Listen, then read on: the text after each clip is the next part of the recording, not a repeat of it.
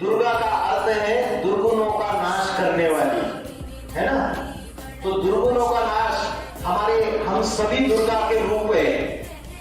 हम सभी के अंदर दुर्गुण है या नहीं है? हाँ, किसी के अंदर नफरत है, किसी के अंदर जलसी है, ईर्ष्या द्वेष है, किसी के अंदर लालच है, किसी के अंदर घमंड है, किसी के अंदर विषय विकार है, किसी के अंदर बहुत क्रोध है। सबके अंदर सारी चीजें।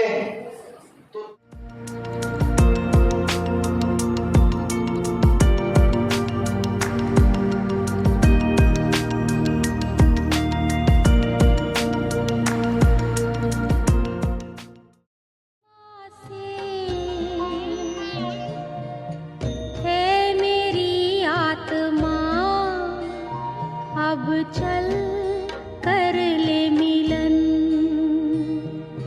परमानंद का अनुभव कर, ओ परमानंद का अनुभव कर, तू धन्य बना जीवन। कौन सी दुनिया है ये? नरक की दुनिया है या स्वर्ग की दुनिया है? नरक की दुनिया है। क्यों?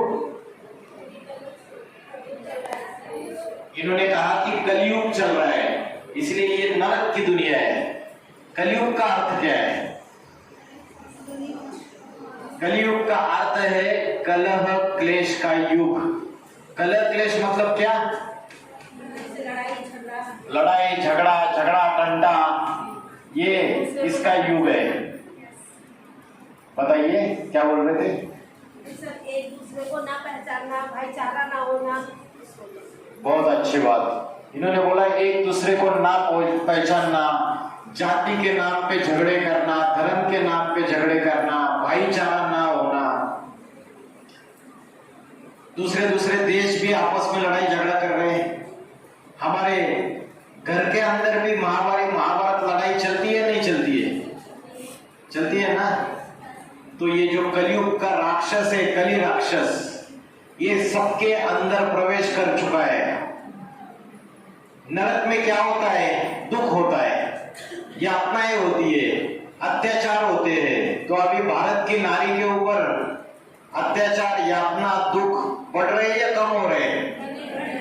बढ़ रहे, क्योंकि सबके अंदर कली राक्षस ने प्रवेश कर लिया है। ये कली राक्षस कौन है? कोई बताएगा कौन है कली राक्षस? छोटे बच्चे से लेके सभी के अंदर अभी कली राक्षस प्रवेश कर गया है। ये कली राक्षस माना ही हमारे आत्मा के अंदर 5 विकार आ गए। भारत माता, ये धरती को भी क्या बोलते हैं? धरती माता।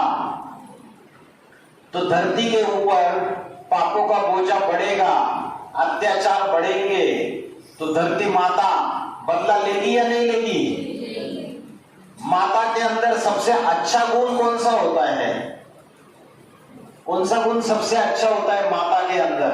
सहनशीलता। वाह, क्या जवाब दिया! सहनशीलता। सहनशीलता ये मातृत्व का गुण है। बच्चा कैसा भी रहे, लुच्चा रहे, लफंगा रहे, चोर रहे, डकैत रहे, कैसा भी बच्चा रहे, माँ सभी बच्चों से एक जैसा प्यार करती है, एक जैसा स्नेह देती है। मातृत्व का गुण है, सहनशीलता का गुण है। और जो देवता के गुण है, जिसको दैवी गुण बोलते हैं, उन दैवी गुणों में, दैवी गुणों का राजा है सहनशीलता। तो माता के अंदर सहनशीलता होती है, तो माता सहन करती रहती है। भारत की नारी तो बहुत सहन करती है या नहीं करती है? पति शराब पी के आता है, मारता पीटता है, गालियां देता है, और घर से बाहर धक्के मार के निकाल देता है, माता सहन करती रहती है, अपने परिवार को बांध के रखती है, टूटने नहीं देती है। लेकिन सहन करेगी करेगी करेगी करेगी, जब आदी हो जाएगी, जब आदी हो जाएगी तो क्या करेगी? उसका बदला लेगी या नहीं लेगी? जब आदी हो जाएगी तो बदला लेगी। तो आज क्या हो रहा है? धरती माता बदला लेने के लिए तैयार बैठी हुई है। बड़े बड़े भूकंप आ रहे या नहीं आ रहे? और भी आएंगे, ज्वालामुखी फटेंगे, भूकंप आएंगे, अकाल पड़ेगा, दुकाल पड़ेगा, मनुष्य अनाज के एक दाने के लिए भी तरसेगा, क्योंकि नारी जो है इसके ऊपर अत्याचार बढ़ रहे तो उसका परिणाम सारी सृष्टि को भुगतना पड़ेगा। तो ये जो 5 विकार है, काम, क्रोध, लोभ, मोह, अहंकार, ये 5 विकारों ने हमारी आत्मा को ग्रसित कर लिया है, सभी के आत्मा को। इसलिए आज हम दुखी है, अंदर से भी दुखी है, क्योंकि 5 विकारों के अधीन हो चुके हैं। इसकी वजह से हमारी जो आत्मा की शक्ति है वो कमजोर हो चुकी है, हमारा मनोबल, हमारा आत्मबल कमजोर हो चुका है। तो आत्मा की शक्ति को कैसे बढ़ाना है, कैसे फिर से उसको शक्तिशाली बनाना है, आज हम इस विषय पर बात करेंगे। आपने सुना रहेगा कि नारी जो है वही नारायणी का रूप है, लक्ष्मी का रूप है। श्रीमद् भगवत गीता में भगवान बोलते हैं, हे नर अर्जुन, तू ऐसी करनी कर कि नर से नारायण बन जा, और ए नारी द्रौपदी, तू ऐसी करनी कर कि नारी से लक्ष्मी बन जा। तो नारी अगर पवित्रता धारण करे, अगर अपना सतीत्व धारण करे, तो नारी जो है नारायणी समान, लक्ष्मी समान बन सकती है। कैसे बन सकती है, कब बन सकती है, ये हम देखेंगे, आगे चल के बताएंगे आपको। स्वर्ग की दुनिया कब स्थापन होती है, कैसे स्थापन होती है, इसके बारे में भी जानेंगे। अभी अगर नरक है, जैसे कलयुग है, रात्रि या नरक, तो रात्रि के बाद क्या आता है, सवेरा आता है, सोचरा आता है, घोर रात्रि के बाद घोर सोचरा आता है।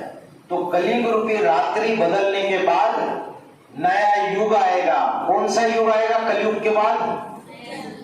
नया युग। कौन सा, नाम क्या है उसका? सतयुग। क्या? सतयुग, जिसको सत्य का युग बोलते हैं, सचखंड। आत्मा के अंदर झूठ नहीं होगा। आज आत्मा के अंदर झूठ है ना, सबके अंदर, किसी के अंदर कम है, किसी के अंदर ज्यादा है। ये 5 विकार जो है, काम, क्रोध, लोभ, मोह, अहंकार, इसने आत्मा के अंदर झूठ लाया है। आत्मा पतित हो गई, पापी हो गई।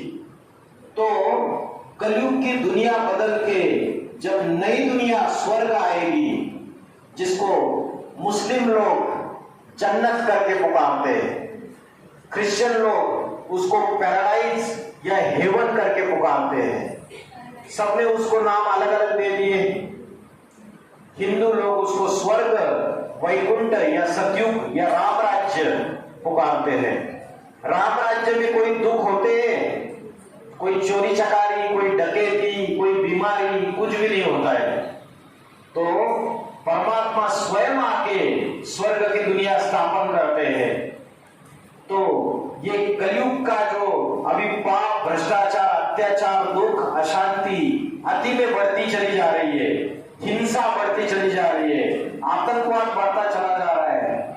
अभी दुनिया में लड़ाई चल रही है 2 देशों के बीच में, सुना आपने? कौन से देश के बीच में लड़ाई चल रही है? इजराइल और पैलेस्टाइन। पैलेस्टाइन में एक आतंकवादी संगठन है जिसका नाम है हमास। फिर और 2 देशों के बीच में लड़ाई चल रही है पिछले 1.5 साल से, रशिया और यूक्रेन। तो ये बड़े बड़े देश जब लड़ाई झगड़ा कर रहे हैं तो एटम बम के धमाके हो रहे हैं, और उसे बेकसूर लाखों लोगों की मौत हो रही है ना। तो दुनिया की हालत ऐसी इसलिए बढ़ती चली जा रही है क्योंकि कलयुग का अभी अंतिम समय आ चुका है। ये कलयुग रूपी रात्रि का लास्ट समय नजदीक आ चुका है। इसलिए दुनिया में पाप, भ्रष्टाचार, अत्याचार, ये सभी की अति होती जा रही है। तो नवरात्रि का वास्तविक अर्थ क्या है? नवरात्रि क्या होती है? नवरात्रि में नव दुर्गा की पूजा होती है। दुर्गा का अर्थ क्या है? दुर्गा का अर्थ है दुर्गुणों का नाश करने वाली, है ना? तो दुर्गुणों का नाश, हम सभी दुर्गा के रूप है। हम सभी के अंदर दुर्गुण है या नहीं है? किसी के अंदर नफरत है, किसी के अंदर जलसी है, ईर्ष्या द्वेष है, किसी के अंदर लालच है, किसी के अंदर घमंड है, किसी के अंदर विषय विकार है, किसी के अंदर बहुत क्रोध है, सबके अंदर सारी चीजें। तो राक्षसी वृत्तियां हमारे अंदर ही है। बाहर तो राक्षस है ही, बाहर की दुनिया में हमारे अंदर भी राक्षसी वृत्तियां बैठी हुई है। तो ये राक्षसी वृत्तियों का जो अंत करना है, यही असली नव दुर्गा का पूजन है। ये नवरात्रि मनाना हो गया। हमारे अंदर के 5 विकार, काम, क्रोध, लोभ, मोह, अहंकार, ये 5 राक्षस है। इन राक्षसी वृत्तियों को खत्म करना, यही असली नवरात्रि मनाना हो गया। तो भारत में जो नारी की पवित्रता है, उसके लिए गायन होता है, यत्र नार्यस्तु पूजन्ते रमन्ते तत्र देवता। जहां नारी की पूजा होती है, वहां देवताओं का वास होता है। क्या होता है? देवताओं का वास होता है। तो नारी की अगर पवित्रता अच्छी है, घर की स्त्री अगर अच्छी है, तो घर स्वर्ग बन जाता है। नारी अगर लक्ष्मी जैसी है, अच्छे लक्षण वाली है, तो घर स्वर्ग बन जाता है। और नारी अगर कुलक्षणी है, व्यभिचारिणी है, तो घर क्या बन जाता है? नरक बन जाता है। तो नारी की पवित्रता जो है, ये जब नीचे चली जाती है, नारी अपवित्र बन जाती है, तो भारत देश, ये भारत पूरा का पूरा दुर्गति में चला जाता है। किसमें चला जाता है? दुर्गति में चला जाता है। भारत में पवित्रता की बहुत मान्यता थी पहले। भारत को सती सावित्री का देश गाया जाता था। राजा अगर लड़ाई में मारा जाता था, तो रानी क्या कर देती थी? जोहर कर देती थी, चलती हाथ में कूद जाती थी। लेकिन परपुरुष को, अपने तन को हाथ नहीं लगाने देती थी। ये भारत की नारी की पवित्रता है। लेकिन आज वो पवित्रता है क्या? नहीं। दूसरे दूसरे धर्मों के अनेक अनेक विकृतियों के अधीन हो गए हम। दूसरे दूसरे धर्म की धारणाएं धारण करने लगे। आज तो क्या होता है? डिवोर्स होता है ना, तलाक होती है। एक पति किया, फिर दूसरा छोड़ दिया, पहला छोड़ दिया, दूसरा कर दिया, दूसरा छोड़ दिया, तीसरा कर दिया। तो ये नारी की अपवित्रता हो गई, नारी व्यभिचारिणी हो गई। तो जब नारी की अपवित्रता बढ़ती है, नारी अबला बन जाती है, तब फिर से इस नारी की पवित्रता को जागृत करने के लिए और उस पवित्रता के आधार से स्वर्ग स्थापन करने के लिए भगवान इस सृष्टि पर अवतरित होते हैं। भगवान का अवतरित होने का समय कौन सा है? पता है भगवान का अवतरित होने का समय कौन सा है? अभी कौन सा युग चल रहा है? अभी कलयुग चल रहा है क्या? अभी चल रहा है घोर पापी कलयुग, घोर कलयुग। कलयुग में भी अति चल रही है, और अति का क्या होता है? अंत होता है। तब ऐसे समय परमात्मा शिव इस सृष्टि पर अति साधारण मनुष्य तन में अवतरित होते हैं। परमात्मा अवतरित होके क्या करते हैं? नारी, जो नारी अबला बन चुकी है, उसकी पवित्रता को फिर से जागृत करते हैं, और उसकी पवित्रता के आधार से उसके द्वारा नई दुनिया, स्वर्ग स्थापन करते हैं। तो नारी जो अबला बन चुकी है, उसको ज्ञान का कलश देते हैं परमात्मा। कौन सा कलश देते हैं? वो त्योहार होते हैं तो नारियां गांव में भी देखा जाए, वो कलश लेके ऐसी जाती है। कौन से त्योहार में? शादी में। शादी में जाती है। और भी त्योहार होते हैं ना,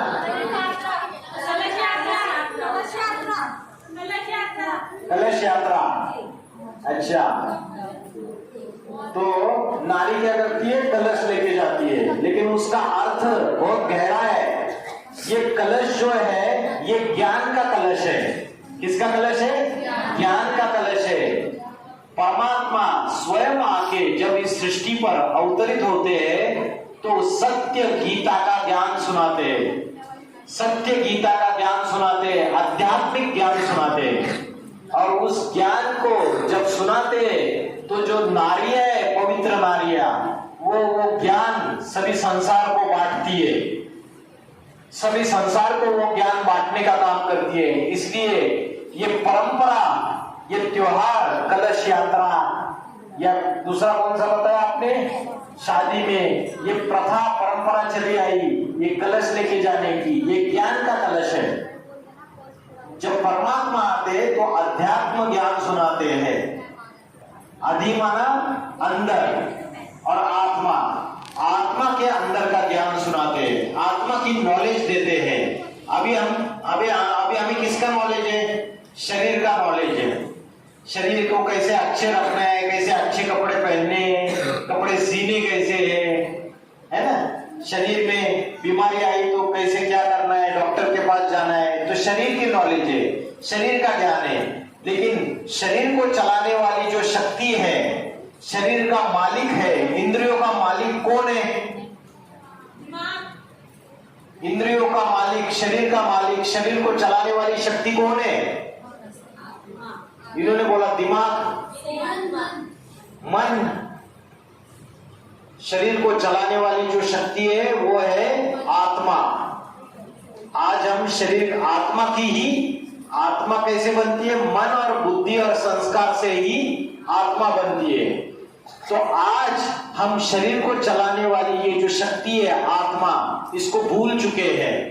आज हम किसका चिंतन करते हैं? सवेरे से लेकर रात तक शरीर का चिंतन करते हैं, भौतिक पदार्थों का चिंतन करते हैं, अपने मित्रों का, अपनी सहेलियों का, अपने रिश्तेदारों का, अपने माता पिता का, अपने घर का, अपने पापी पेट का, अपनी जो इंद्रिया है ना, 10 इंद्रिया है ना। कौन सी 10 इंद्रिया है? 10 इंद्रिया कौन सी है? 5 ज्ञानेंद्रिया और 5 कर्मेंद्रिया, आंख, कान, नाक, जिह्वा, त्वचा, और 5 कर्मेंद्रिया, हाथ, पांव, मूत्रद्वार, मलद्वार। ये 10 इंद्रिय है। ठीक है, ये 10 इंद्रियों में हमारी बुद्धि भागती रहती है, चिंतन इसका ही चलता रहता है, हाँ या ना? बुद्धि जो है वो इंद्रियों में, शरीर में फंसी हुई है, शरीर का ही चिंतन करते हैं, लेकिन आत्मा का चिंतन नहीं करते हैं। तो आत्मा का चिंतन कैसे करना है, इसका ज्ञान स्वयं परमात्मा आकर देते हैं। कौन देते हैं? परमात्मा स्वयं आके। कब आकर देते हैं? कलयुग के अंतिम समय में। कलयुग का जो अंतिम समय है उसके बाद सतयुग होने वाला है। तो ये जो 100 साल का समय है, 100 इयर्स का समय, इसको कौन सा युग बोलते हैं? संगम युग। कलयुग का अंत और सतयुग की शुरुआत। इस 100 साल में परमात्मा स्वयं इस सृष्टि पर अति साधारण मनुष्य तक में आते हैं। परमात्मा आएंगे तो किसी शरीर का आधार देंगे, बिना शरीर के वो ज्ञान नहीं सुना सकते, हमारे से बात नहीं कर सकते, हमें देख नहीं सकते, हम उनको देख नहीं सकते, तो उनको शरीर का आधार लेना पड़ता है। श्रीमद् भगवत गीता में बोला है, अब जानान्ति मां मूढ़ा मानुषी तनुमाश्रितम। मुझ साधारण मनुष्य शरीर में आए हुए भगवान को मूर्ख बुद्धि लोग पहचान नहीं पाते हैं। क्यों पहचान नहीं पाते भगवान को? क्योंकि कलयुग के भौतिक सुखों में बुद्धि लगी हुई रहती है ना। कलयुग के भौतिक सुखों में बुद्धि लगी होने से परमात्मा को पहचान नहीं पाते। लेकिन परमात्मा जब आते हैं तो सबसे पहले नारी की पवित्रता को जागरूक करते हैं, उसको ज्ञान का कलश देते हैं। जो शंकराचार्य का नाम सुना है आपने? आदि शंकराचार्य। आदि शंकराचार्य का नाम सुना है आपने? आदि शंकराचार्य जी ने बोला कि नारी नरक का द्वार है। क्या बोला? नारी नरक का द्वार है। बोला नारी तो जहर की पुड़िया है। बोला नारी तो सर्पिनी है ना? सर्प से क्या आता है? विष आता है, विष निकलता है। अरे तो जितने भी पुरुष है वो क्या बोलते हैं? अरे नारी तो नरक का द्वार है। लेकिन क्या ये सच्चाई है? ये तो पुरुष की अपनी कमजोरी है, जिसको छुपाने के लिए सारा का सारा आरोप नारी के ऊपर डाल देते हैं, उसके ऊपर सारा थोप देते हैं पूरी तरीके से दोष। तो नारी नरक का द्वार नहीं है। जब भगवान आते हैं तो भगवान बोलते हैं कि नारी के पवित्रता के द्वारा ही मैं स्वर्ग स्थापन करूंगा, नई दुनिया स्थापन करूंगा, राम राज्य स्थापन करूंगा, नई दुनिया लाऊंगा। तो भगवान भारत की धरती पे ही अवतरित होते हैं। मुझे बताइए, भगवान क्या यूरोप, अमेरिका, ऑस्ट्रेलिया, जापान, चीन, दूसरे देश में अवतरित होते हैं या भारत में ही अवतरित होते हैं? भारत में ही अवतरित होते हैं। क्यों भारत में अवतरित होते हैं पता है आपको? इन्होंने बताया भारत में पूजा पाठ ज्यादा होता है, क्योंकि भारत जो है, भारत की कन्या माता है, पवित्रता को सबसे ज्यादा मान्यता देती है। भारत की जो कन्या माता है पवित्रता को जास्ती मान्यता देती है विदेशों की कन्या माताओं से। विदेशी की कन्या माता है तो पवित्रता को इतनी मान्यता देती नहीं है, या तो डिवोर्स ले लेगी, रोज नए पति बदलेगी, तलाक दे देगी। लेकिन भारत की कन्या माता है, ऐसी संस्कृति है, सनातन धर्म की ऐसी संस्कृति है कि पवित्रता को सबसे ज्यादा मान्यता दी जाती है। इसलिए परमात्मा भारत की धरती पर ही अवतरित होते हैं। आपने एक सुना रहेगा कि जो नदियों में स्नान करते हैं जाके, तो आपने कभी ये सुना है कि फॉरेन, विदेश की नदियों में स्नान करते हैं क्या? फॉरेन में जो नदियां है ना, उन नदियों में कभी स्नान नहीं करते हैं, भारत की नदियों में ही स्नान करते हैं। क्योंकि भारत की जो नदियां है वो कन्या माताओं की पवित्रता की निशानी है। जैसे जो नदियां है, जैसे गंगा को दिखाया ना बहुत कि सब लोग जाके उधर डुबकी लगाते हैं गंगा के पानी में। बोलते गंगा के पानी में डुबकी लगाएंगे तो पाप धुल जाएंगे। और शिव शंकर भोलेनाथ का चित्र देखिए, उनकी जटा के ऊपर जो गंगा बह रही है वहां एक कन्या का चित्र दिखा है, कुमारी का। देखा है आपने? वहां एक कन्या दिखाई हुई है, वो कन्या, वो वही गंगा का रूप है। तो ये भारत की नारियों की पवित्रता है। आपको पता है कि जो सन्यासी होते हैं ना, जिनको बहुत अहंकार रहता है, सन्यासी लोग, कि मैं बड़ा पवित्र हूं, मैं ब्रह्मचर्य धारण कर रहा हूं, तो जो बड़े बड़े धनवान लोग होते हैं वो क्या करते हैं? वो जो सन्यासी लोग हैं, वो जब उनके घर में आते हैं, कोई करोड़पति रहेगा तो क्या करता है? उसको उसके चरण धोके, पानी से चरण धोके वो पानी पी लेता है, उसके सामने माथा टेक लेता है। क्यों टेकता है? क्योंकि वो समझता है ये ब्रह्मचर्य धारण कर रहा है, ये पवित्र है बड़ा। लेकिन नवदुर्गा पूजा में, जो नवदुर्गा पूजा होती है, जब नवरात्रि का त्योहार मनाया जाता है, तो उस समय, बार बार मत लीजिए, उस समय भारत की जो कन्या माताएं हैं, 9 कन्याएं है ना, छोटी छोटी 9 साल की 9 कन्याएं, उन छोटी छोटी 9 साल की कन्याओं के सामने ये सन्यासी लोग जाके माथा टेकते हैं। सुना है आपने ये बात? क्यों टेकते हैं पता है? क्योंकि वो सन्यासी को पता है मैं सिर्फ शरीर से पवित्र हूं, लेकिन मेरी जो मन बुद्धि है वो विषय विकारों में भटकती रहती है। लेकिन जो 9 साल की कन्या है वो शरीर से भी पवित्र है और मन से भी पवित्र है। तो इसलिए ये 9 साल की कन्याओं के सामने ये सन्यासी लोग जाके माथा टेकते हैं। तो ये नारी की पवित्रता जो है, इसकी वजह से परमात्मा शिव कलयुग के अंतिम समय में भारत में अवतरित होते हैं। इसलिए क्या गायन किया है? वंदे मातरम। कभी आपने बोला वंदे पितरम, वंदे पुरुषम, वंदे मातरम बोला? तो माताओं का गायन है, माताओं को आगे रखा है भगवान में, है ना। हम क्या बोलते हैं? गौरी शंकर। क्या बोलते हैं? गौरी शंकर। गौरी को आगे रख दिया। सीताराम, सीता को आगे रख दिया। राधे श्याम, राधे कृष्ण, राधा को आगे रख दिया। तो स्त्री जो है वो देवी का स्वरूप है। यत्र नार्यस्तु पूजन्ते रमन्ते तत्र देवता। जहां नारी की पूजा होती है वहां देवताओं का वास होता है। तो ये जो वंदे मातरम का जो गायन किया हुआ है, तो भारत की नारी का कभी तो गायन हुआ है, इसलिए भारत माता के रूप में उसकी पूजा भी होती है। तो कब भारत माता देवी के समान बन गई? वो कौन सा समय है जिस समय परमात्मा ने आके नारी को देवी समान बनाया और नई दुनिया स्वर्ग स्थापन किया? वो कौन सा समय है? वो यही समय है, वर्तमान का समय। अभी परमात्मा इस सृष्टि में अवतरित हुए।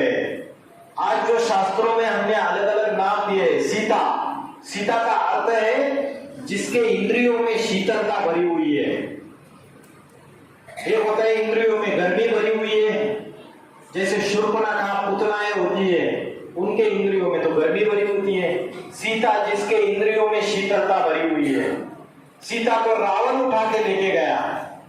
तो आज सभी सीताएं और ये जो रावण है, जो रावण पुरुष लोग हैं, बड़े बड़े विकारी, ये अबला सीताओं को उठा के लेके जा रहे हैं, नहीं लेके जा रहे हैं? उनके ऊपर अत्याचार कर रहे हैं, नहीं कर रहे?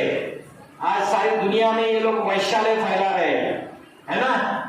जगह जगह पे सारी दुनिया को शिवालय बनाने की जगह इस दुनिया को वैश्यालय बना रहे हैं। आप जाइए नेपाल से, बंगाल से, सब जगह से लड़कियों की खरीदा जाता है, उनको वैश्यालयों में बेचा जाता है।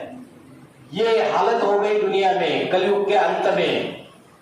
जैसे गाय जानवर होता है, गाय सीधा साधा जानवर होता है, तो हम क्या बोलते हैं कि गौ रक्षा आंदोलन, इन गौओं की रक्षा करनी चाहिए।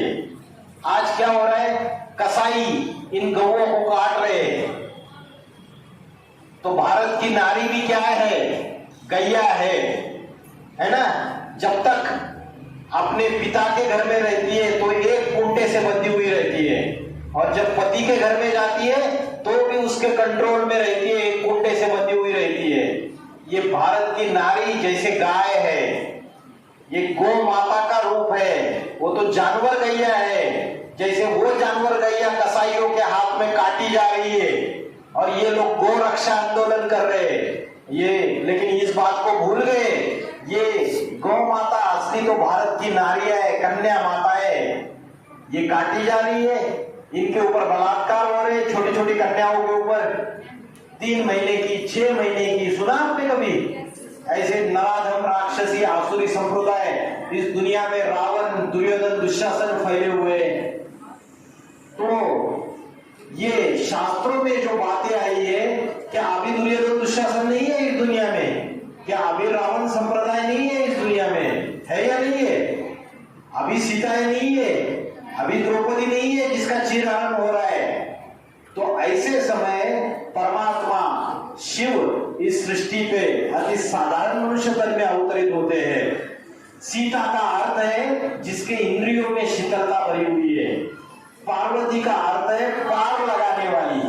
किससे पार लगाने वाली? ये कैसी विषय सागर की दुनिया है, ये भव सागर है। इधर विषय विकार ही व्यापक है, परमात्मा सर्वव्यापक नहीं है। हम बोलते हैं कि परमात्मा सब में, इसमें भी परमात्मा, उसमें भी परमात्मा, इनमें भी परमात्मा, मेरे में भी परमात्मा। ये बात गलत है, ये बात झूठी है। परमात्मा सर्वव्यापक नहीं है, विषय विकार ही सर्वव्यापक है। ये विषय विकारों की वजह से दुख आता है, इसके वजह से मन अशांत होता है, इसकी वजह से आत्मा का पतन होता है, आत्मा की शक्ति क्षीण होती है। तो पार्वती पार लगाने वाली, किस चीज का पार लगाती है? विषय सागर से पार लगा के कहां लेके जाएगी? क्षीर सागर में लेके जाएगी। क्षीर सागर माना स्वर्ग की दुनिया, जहां आत्मा के अंदर ये 5 विकार नहीं होंगे, काम, क्रोध, लोभ, मोह, अहंकार। तो पार्वती है पार लगाने वाली। लक्ष्मी का अर्थ है लक्ष्य साधने वाली। जगदम्बा का अर्थ है जगत की अम्बा, दुर्गा का अर्थ है दुर्गुणों का हरण करने वाली, राधा का अर्थ है जो राजा की धारणा शक्ति है, और सरस्वती का अर्थ है सार को सिद्ध करने वाली। तो असुर संवारिणी ये देवियों को या स्त्री को ही कहा जाता है, पुरुषों को कहा जाता है असुर संवारिणी नहीं, क्योंकि कभी तो कन्या माताओं ने अपने जीवन में कलयुग के अंतिम समय में भगवान ने जब आके उनको शक्ति दी और वो शिव की शक्तियां बन गई, बोलते ना शिव शक्ति, तो जब शिव की शक्तियां बन जाती है कन्या माताएं, उस शिव को अर्पणमय हो जाती है, उसको पूरा समर्पण हो जाती है, तब वो शिव की शक्तियां असुर संवारिणी गाई जाती है। समर्पण कब होंगे? जब भगवान स्वयं इस धरती पे अवतरित होंगे, तभी उसको समर्पण हो सकते हैं।